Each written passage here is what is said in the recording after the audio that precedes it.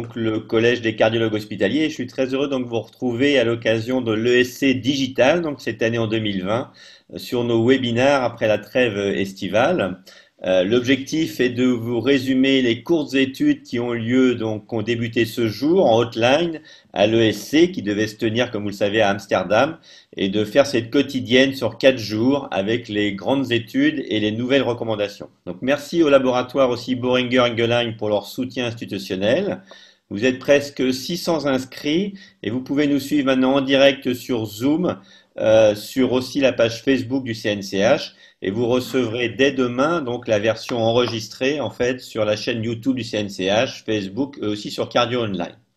Donc j'ai le plaisir aujourd'hui de recevoir deux orateurs de marque, le professeur Damien Lojard donc à Paris, qui est un grand spécialiste de l'insuffisance cardiaque et qui va nous résumer donc les études du jour sur l'insuffisance cardiaque, notamment l'étude Empereur, donc et cette nouvelle classe des glyphosines dans l'insuffisance cardiaque avec fraction d'éjection altérée chez les patients diabétiques ou non diabétiques d'ailleurs.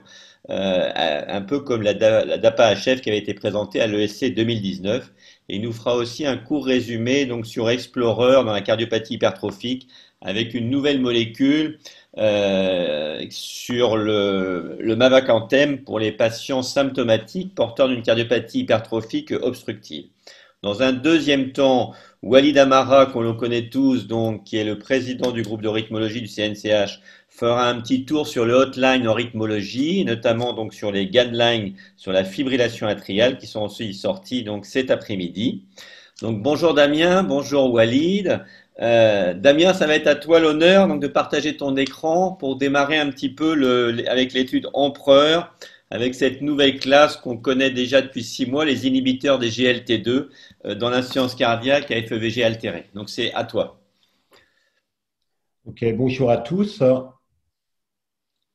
Alors, je vais essayer de partager l'écran.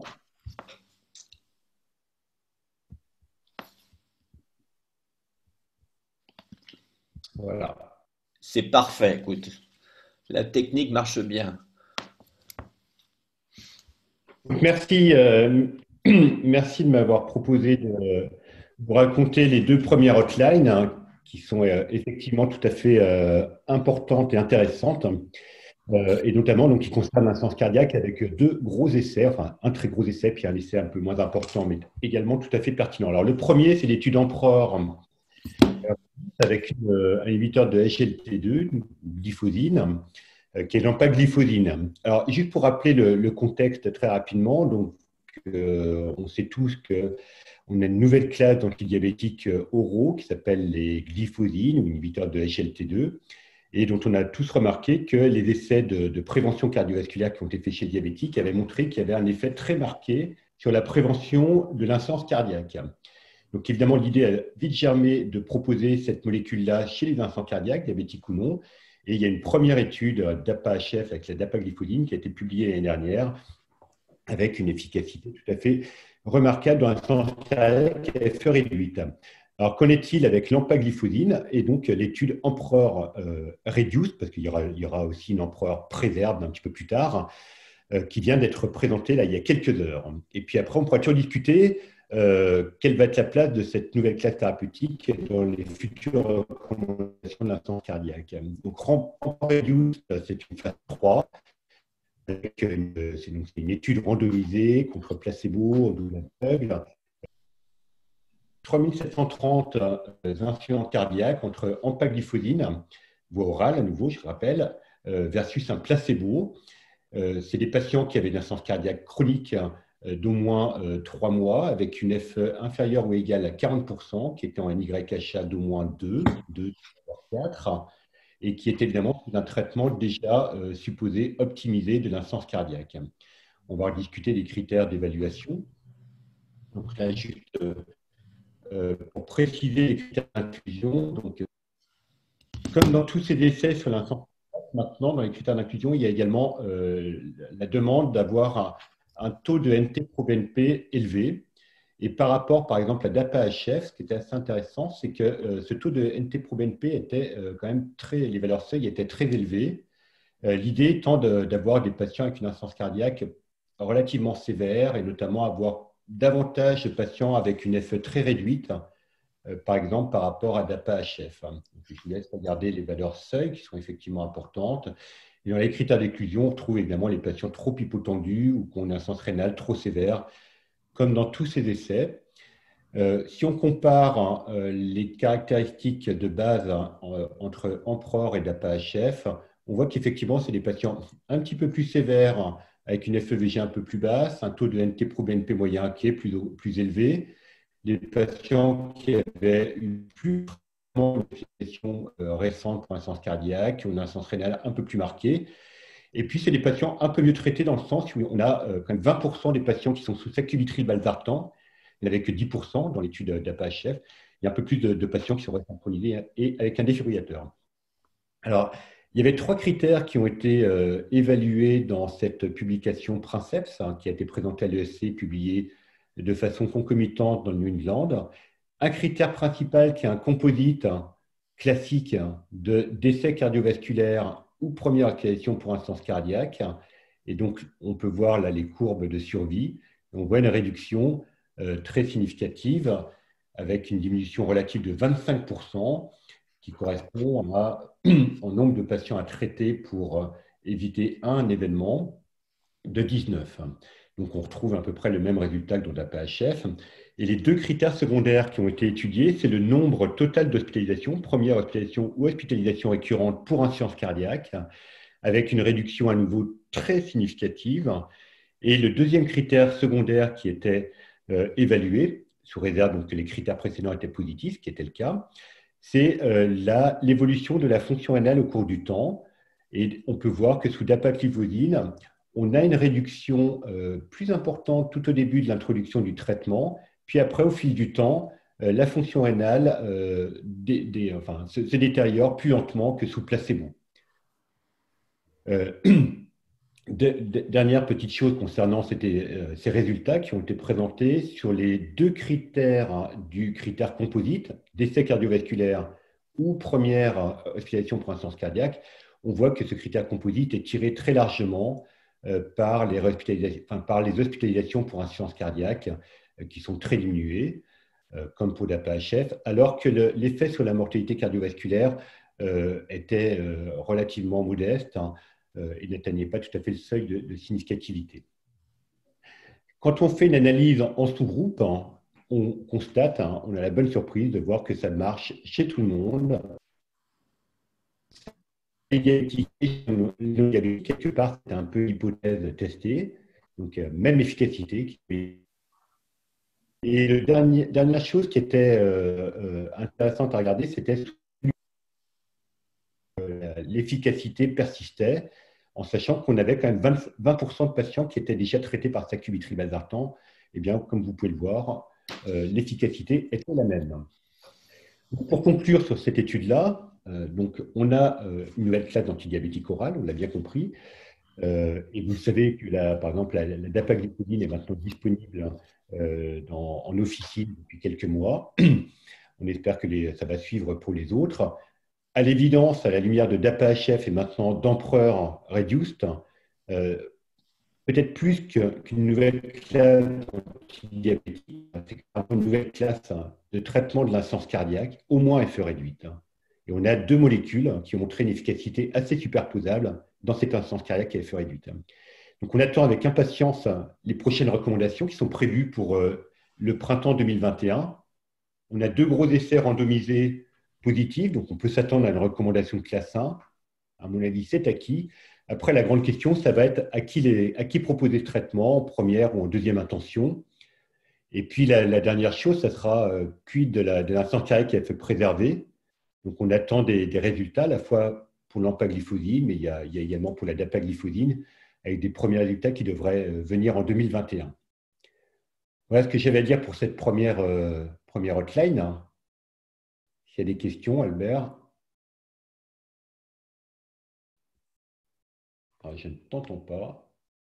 Tu peux enchaîner la deuxième, on fera les questions après. D'accord.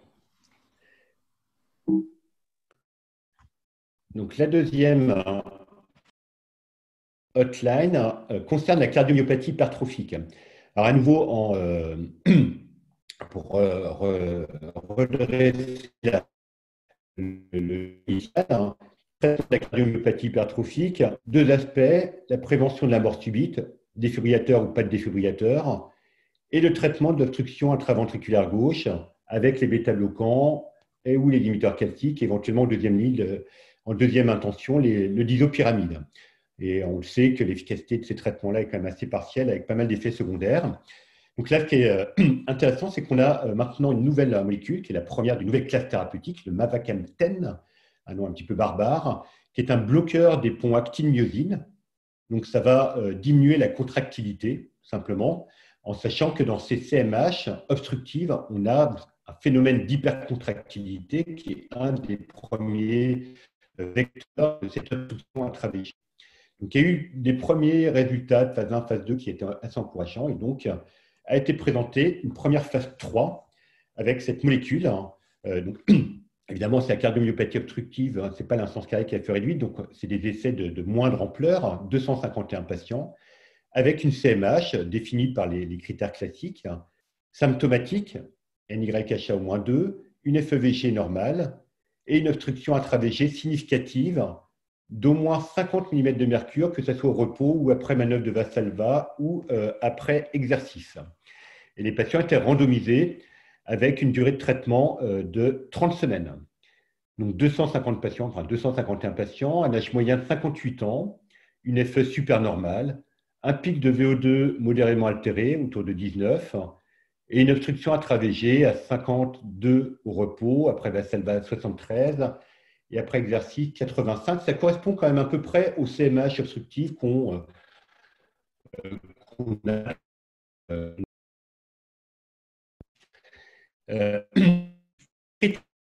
Était un critère de tolérance qui correspond en fait à la proportion de patients de leur VO2.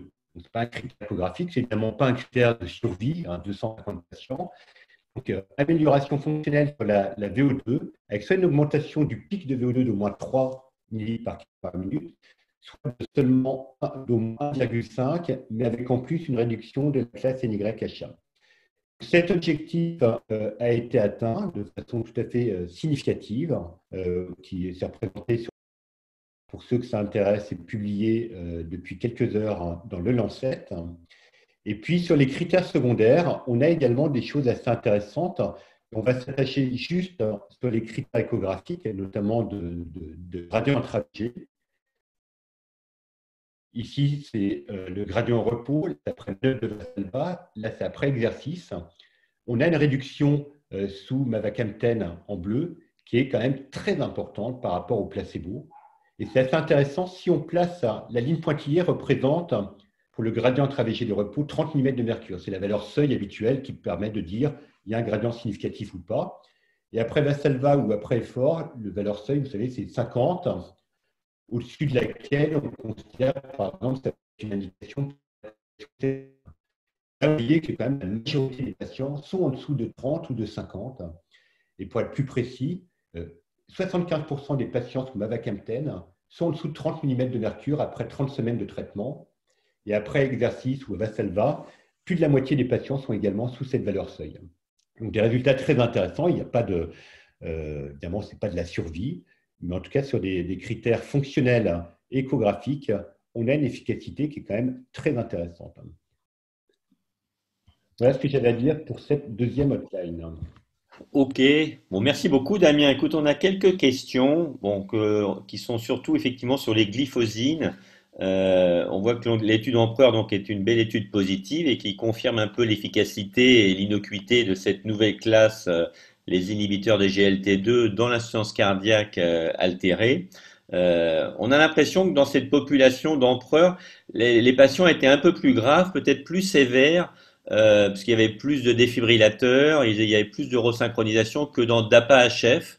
Est-ce que ça explique que le fait que la mortalité a un peu on n'a pas atteint la significativité sur la mortalité? Comment tu expliques ça? Alors, ça, c'est vrai que les patients étaient un peu plus sévères que dans la PHF. Je vous ai montré les caractéristiques de base. C'était un souhait dans la conception de l'étude d'avoir des patients quand même assez sévères. Est-ce que ça peut expliquer ce moindre effet sur la mortalité cardiovasculaire? C'est possible. Donc, il y a trois possibilités, hein. Soit il y a une hétérogénéité d'effets des molécules, qu'on a du mal à imaginer, parce que je rappelle que dans les essais de prévention cardiovasculaire, par exemple, l'empagliflozine, avec l'essai EMPA-REG, diminuait absolument tous les critères, hein. Mortalité totale, mortalité cardiovasculaire, hospitalisation pour insuffisance cardiaque, ce qui n'était pas le cas forcément des autres molécules. Là, par contre, l'effet est un peu moindre. Alors, ça peut être effectivement une durée de suivi qui est un peu moins longue, des patients un peu plus sévères, un peu mieux traités, davantage de sacubitril/valsartan, davantage de défibrillateurs. Après, je pense que quand on regarde l'APA-HF et Emperor, quand même, la fourchette sur la mortalité cardiovasculaire est quand même relativement proche. Pour pas qu'il faille trop s'arrêter sur D'accord. cette chose. Deux questions courtes et réponses courtes. Est-ce qu'il y a des effets secondaires donc de l'empagliflozine? Et est-ce que tu peux préciser le mécanisme? On sait que ça fait pisser du sel, mais est-ce qu'il y a d'autres mécanismes pour améliorer comme ça l'insuffisance cardiaque? Ah, la première question, elle est facile. Donc, effectivement, la tolérance est très bonne. Il n'y avait pas de période de run-in, hein, dans Emperor, hein. Donc, c'était d'emblée, on démarrait. Et il n'y a pas plus d'effets secondaires sous empagliflozine que sous placebo, notamment pour les choses qui étaient regardées de près, les infections, les fractures d'os, les amputations, etc. Donc, pas plus d'effets secondaires, pas d'hypoglycémie non plus, hein. Alors, quels sont les mécanismes? On sait, faut bien reconnaître qu'on ne sait pas trop. Ça fait pisser du sel et du sucre, hein, ça c'est certain. Et le bénéfice qu'on observe très précocement sur les aspirations pour insuffisance cardiaque, il doit quand même se passer quelque chose autour de cet aspect hémodynamique, diurétique, c'est sûr. Ça n'explique probablement pas tout du bénéfice de ces médicaments dans l'insuffisance cardiaque.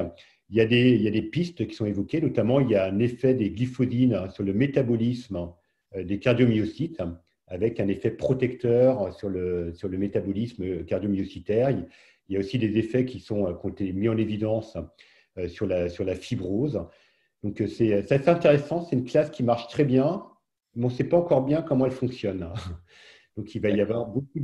beaucoup de choses à faire à partir de maintenant pour mieux comprendre. C'est vrai que les patients étaient, c'est quand même une belle étude, les patients étaient bien traités. Il y avait déjà aussi 20% de patients qui étaient sous Entresto. Comment tu vois la place du coup de l'empagliflozine dans les futures recommandations 2021? Ben, il y a deux choses qu'on peut mettre en avant. Alors, en tout cas, ça fonctionne. Il y a deux beaux essais randomisés positifs. Ça, il y a pas d'ambiguïté. Alors, quel va être l'endroit où on va introduire les glyphosines? Dans les deux essais, comme c'est des patients qui sont déjà optimisés, donc on imagine quand même que c'est chez des patients déjà optimisés, sauf si c'est des patients qui, d'emblée, sont diabétiques. Enfin, c'est des patients diabétiques. Et pourquoi pas à ce moment-là avoir cette molécule-là en première intention chez les diabétiques, insuffisant cardiaque à effet réduite. Et la deuxième chose qu'on peut signaler, c'est qu'a priori, les mécanismes d'action ne sont pas redondants avec les effets du sacubitril/valsartan, des inhibiteurs des systèmes rénine-angiotensine aldostérone. Ce n'est pas un modulateur des systèmes hormonaux. Le mécanisme passe par d'autres choses. Donc ça, le fait que ça ne soit pas redondant en termes de mécanisme d'action, c'est quand même très intéressant. Et ça peut quand même laisser penser que sa place dans l'algorithme devrait être assez précoce, quoi. On verra bien, hein, mais voilà. Ok. Bon, écoute, le temps avance. Merci beaucoup, Damien. On va laisser la parole maintenant à Walid, donc, qui va nous parler un peu des nouvelles de rythmologie, donc, et du jour, avec une belle étude, donc, qui est cette fois-ci positive de contrôle de rythme versus contrôle de la fréquence cardiaque dans la fibrillation atriale, et qui dira un petit mot, donc, sur les recommandations dans la FA. À toi, Walid. Oui, donc merci. Je vais remettre mon écran dans un court instant. Donc la outline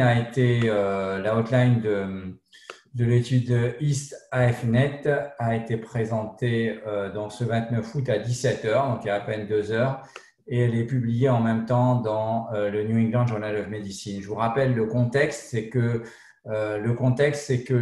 les études qui avaient comparé le contrôle de rythme et de fréquence avaient montré un match nul entre les deux stratégies, entre la stratégie de contrôle de rythme et contrôle de fréquence. L'idée, c'est qu'entre-temps, il y a eu plein de nouveautés. Il y a eu l'essor des nouvelles molécules, comme la dronédarone, par exemple, et il y a l'ablation qui est de plus en plus utilisée. L'idée, ce serait d'évaluer la stratégie de contrôle du rythme, mais cette fois-ci très précoce, versus une stratégie, on va dire, attentiste, et qui est essentiellement une stratégie de contrôle de fréquence. Qu'est-ce qu'elle inclut, cette étude? Elle inclut des patients qui ont une fibrillation atriale avec des facteurs de risque thromboembolique qui avaient un CHA2-VASc, on va dire, supérieur ou égal à 2, puisqu'ils avaient au moins 75 ans, ou un facteur de risque tel qu'un AVC, donc ils avaient un CHA2-VASc supérieur ou égal à 2. Et les patients étaient randomisés entre une première stratégie, c'était précocement leur proposer une stratégie de contrôle du rythme, c'est-à-dire soit un antiarythmique, soit une ablation de la fibrillation atriale, soit une stratégie qui a été jugée comme usual care, dans lequel on les prenait en charge de manière assez standard, mais dans lesquels ils n'étaient pas traités de manière antiarythmique. Et puis, bien sûr, les anticoagulants ont été utilisés normalement dans l'étude dans les 2 bras, puisque ces patients-là avaient l'indication. Alors, vous voyez que déjà la population, c'est une population qui a 70 ans d'âge moyen. Et deuxième élément, c'est que ces patients ont été inclus dans l'année qui ont suivi l'AFA. Et la majorité d'entre eux, il y avait un tiers, c'était leur premier épisode de FA, un tiers, c'était des paroxystiques et un tiers, c'était des persistantes. Et autre élément très important, c'est le délai médian entre le diagnostic de l'AFA et l'inclusion dans l'étude, c'était 36 jours. Ce qui veut dire qu'on les incluait assez tôt. C'est-à-dire finalement, c'est des patients qui arrivaient dans le système médical, qui avaient une fibrillation atriale et qu'on incluait dans l'essai. Alors, regardez là, c'est intéressant comment ça s'est passé. Donc, vous avez près de 2800 patients dans 135 sites de 11 pays. Et vous voyez sur la gauche la stratégie de contrôle du rythme, où vous voyez finalement au départ la plupart ont un traitement antiarythmique. Vous voyez, la flécainide, c'est 36%, 7% pour la propafénone, 17% pour la dronédarone, 19% pour la myodarone et 8% pour l'ablation de l'AFA. Et à 2 ans, vous voyez que finalement, il n'y a que 35% des patients qui n'ont aucun traitement. Il y a 19% qui finissent par avoir une ablation de FA, 12% ont de la myodarone, 6% ont de la dronédarone, 21% ont de la flécainide. Quand vous regardez sur la droite, les patients dans le groupe usual care, vous voyez que 96% des patients n'ont pas de traitement antiarythmique, n'ont pas de stratégie antiarythmique. Et vous voyez qu'à 2 ans, 85% n'ont pas de stratégie antiarythmique et 7% uniquement ont une stratégie d'ablation de FA. Le critère primaire, sur lequel j'étais passé un peu vite, c'est un critère composite mais de morbimortalité, comprenait les décès cardiovasculaires, les AVC, les hospitalisations pour insuffisance cardiaque et les syndromes coronaires aigus.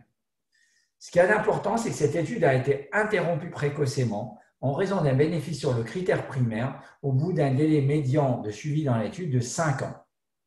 Et vous voyez ce critère primaire, il y a une réduction de 21% relative du critère primaire et de 1% en absolu en faveur de la stratégie de contrôle du rythme précoce.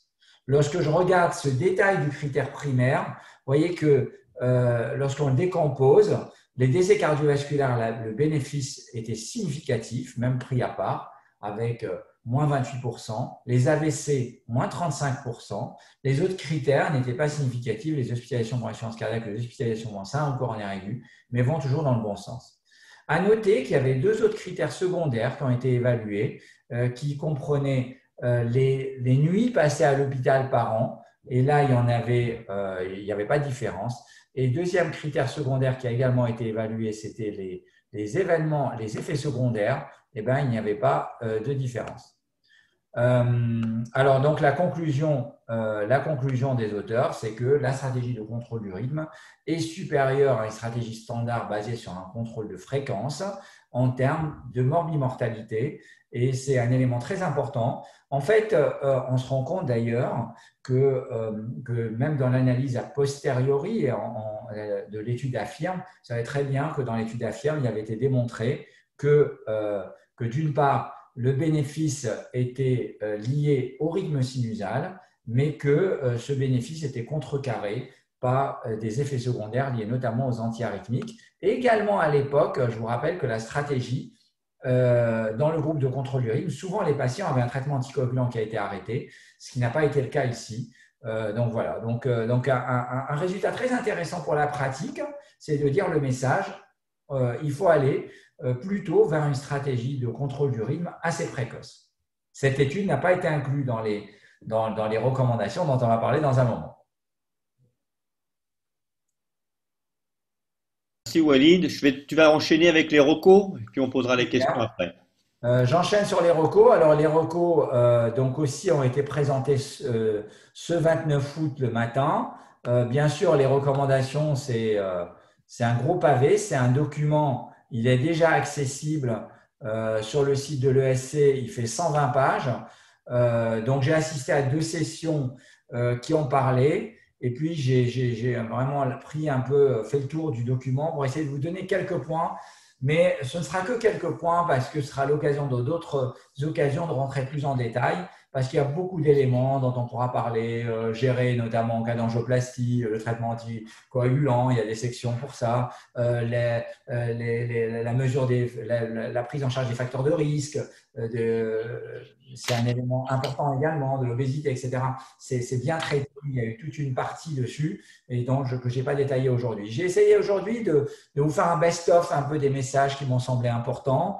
Donc la première chose, c'est qu'on reste sur une définition, vous voyez sur la gauche de l'AFA, c'est le CG. Alors moi, rythmologue, c'est quelque chose qui m'intéressait parce que vous savez que les devices, les pacemakers et les défibrillateurs nous donnent ces épisodes qui s'appellent les AHRE, qui sont des rythmes atriaux rapides. Et finalement, on dit la référence reste encore le diagnostic ECG et que, bien entendu, si on se retrouve devant ces épisodes rythmiques rapides, il faut essayer de diagnostiquer la FA sur un ECG. Qu'est-ce qu'il faut faire de ces épisodes rapides? Vous savez qu'il y a 2 études randomisées en cours et qu'il faudra attendre les résultats. Deuxième élément, il y a des choses qu'on ne devrait plus dire. Et ce qui est intéressant, j'ai trouvé qu'on ne devrait plus parler de FA valvulaire et non valvulaire. Vous savez que ça avait embrouillé beaucoup de gens. S'il y a une valvulopathie, je ne sais pas, une insuffisance mitrale, on disait que c'était une FA non valvulaire et elle pouvait avoir des NOAC ou des AOD. Et bien finalement, maintenant, on ne parle plus de FA valvulaire ou non valvulaire. On dit si la FA est liée à une valve mécanique ou un rétrécissement mitral chirurgical, ce sera les AVK, mais sinon, on ne parle plus de ce terme-là. On n'utilise pas le terme de FA permanent chronique, mais on utilise le terme de FA permanente, on n'utilise pas le terme de FA isolé parce que finalement, c'est un élément qui peut être confusant et qui devrait être abandonné. Il y a plein d'éléments sur la prise en charge, sur des scores, sur des raisonnements de la manière dont on prend en charge le patient. Vous voyez là, par exemple, les 4 S avec finalement, chaque patient devrait évaluer son risque d'AVC avec le stroke, le Shattuck score, les symptômes avec le score ERA, la sévérité de la charge en FA avec la charge totale en FA, la charge temporelle avec les enregistrements Holter et le substrat, l'évaluation du substrat avec finalement détaillé assez bien. Ils mettent beaucoup d'intérêt de dire que la FA n'est pas uniquement définie par l'ECG, mais également définie par la sévérité du substrat qui va déterminer après si on va aller vers des stratégies plutôt ablatives. Il y a toute une partie sur le screening de la FA, avec, vous savez que maintenant on a de plus en plus d'outils, de la Apple Watch, de la veste, etc., qui ont de diagnostiquer la FA. Et finalement, vous voyez, la prise du pouls, la réalisation de l'ECG recommandée à partir de l'âge de 65 ans. Et finalement, un ECG systématique devrait être considéré en grade 2A chez tout patient de plus de 75 ans ayant des facteurs de risque. Et puis, concernant la prise en charge thromboembolique, vous voyez que ça n'a pas tellement changé, c'est globalement la même chose. Avec là aussi, on insiste que, en dehors de la valve mécanique et du RM serré, vous voyez qu'on insiste bien sur la préférence aux AOD par rapport aux AVK et que si on met un AVK, il faut qu'il ait ce TTR à 70% dans la cible et à défaut, préférer bien sûr les AOD.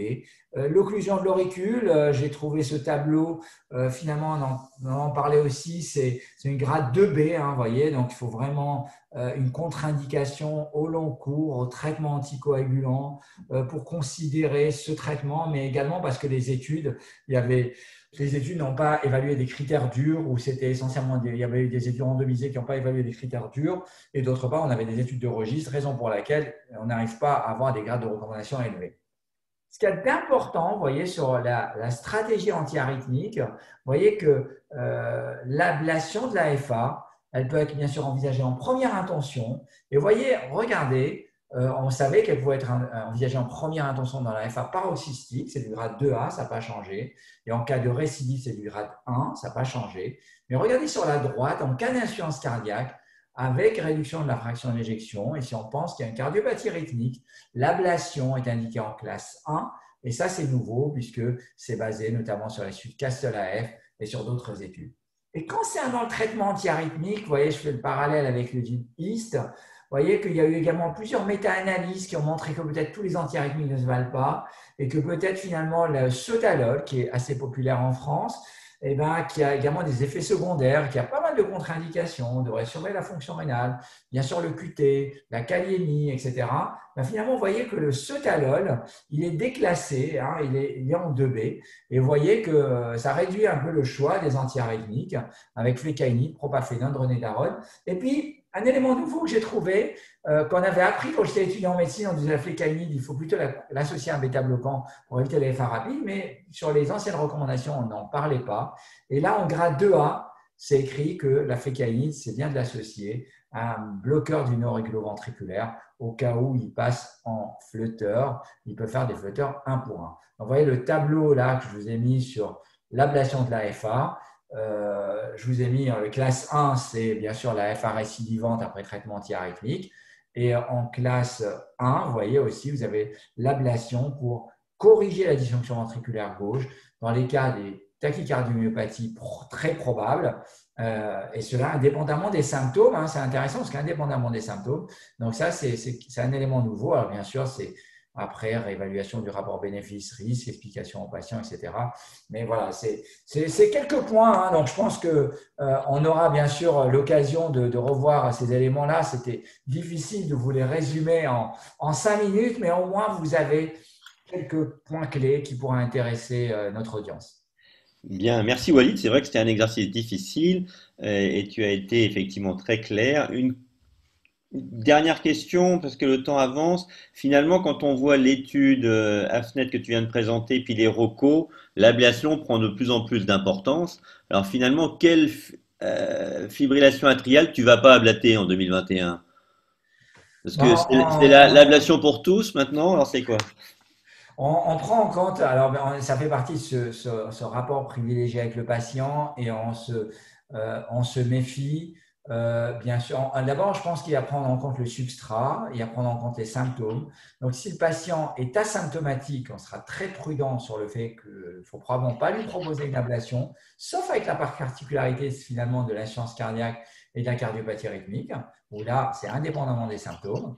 Je serais méfiant devant un remodelage atrial important, c'est-à-dire en voit on disait l'oreille gauche très dilatée, mais on peut dire, si on fait de l'IRM, qu'il y a de la fibrose et qu'il y a finalement une oreillette qui est minée, qui a la longue évolution de la FA. Plus elle évolue plus longtemps, la FA persistante prolongée, par exemple très prolongée, au-delà d'un an, 2 ans, ça marchera moins bien qu'une FA paroxystique, où on sera prudent. Donc, au-delà, voilà, donc il y a le sujet âgé. C'est rare qu'on ablate des patients de plus de 76, 77, 80 ans, parce que quand même, voilà, c'est une fragilité aussi de tout leur tissu. Donc, tout ça, c'est dans ce rapport d'évaluation du rapport bénéfice-risque. Et gardez aussi à l'idée que, bien sûr, les antiarythmiques, comme par exemple le sotalol ici qui a été déclassé, ont des effets secondaires en long cours. Ok, merci beaucoup Walid. Donc je vais faire la conclusion parce que le temps déborde. Donc vous avez été très nombreux donc à nous suivre sur ce journal télévisé finalement de cette quotidienne du CNCH ESC en français. Merci à nos experts d'avoir réussi à résumer les études qui sont sorties cet après-midi. et merci au soutien institutionnel de Boehringer. Vous pourrez revoir la version enregistrée donc dès demain de ce webinaire sur la chaîne YouTube du CNCH, mais aussi sur la page Facebook et sur Cardio Online sur le site de la Société française de cardio. Je suis désolé pour les petits problèmes techniques qu'on a eu au début, c'est un peu le jeu du direct. Je vais faire juste 3 messages clés du jour. Les inhibiteurs des SGLT2, donc qui sont les glyphosines, confirment quand même l'efficacité dans l'insuffisance cardiaque avec fraction d'éjection altérée. Deuxième étude randomisée, donc. Et donc, c'est probablement une molécule qui va faire partie du golden standard dans le traitement d'insuffisance cardiaque à FEVG altéré en 2021. En tout cas, on l'espère tous et l'avoir prochainement en France, parce qu'actuellement, les cardiologues ne peuvent pas encore prescrire les glyphosines. Il y a d'autres études qui viendront pour l'insuffisance cardiaque à FEVG préservée avec ces mêmes molécules. En rythmologie, on voit que le contrôle du rythme précoce finalement est supérieur à la stratégie standard de contrôle de fréquence cardiaque et que les nouvelles ROCO qu'on vous invite à lire, parce qu'elles font 120 pages avec beaucoup de choses sur le dépistage, les outils connectés, la triple thérapie chez les patients coronariens dilatés en fibrillation atriale et l'ablation de la fibrillation atriale qui revient en classe 1 dès que les patients sont symptomatiques et ou insuffisance cardiaque. On se retrouve demain avec d'autres études sur l'insuffisance cardiaque, notamment l'étude Parallax, donc avec l'Entresto, la dapagliflozine et les maladies rénales, et puis le best-of en cardiologie interventionnelle avec l'étude TAVI populaire et ATPCI qui sera donc avec 2 orateurs, donc Julien Adjèche qui est donc un membre du GACI actuel et Natalia Ischrik qui est PH avec l'équipe de Patrick Jourdain donc à Bicêtre. Donc bonne soirée à tous, beau congrès et à demain. Merci, à bientôt.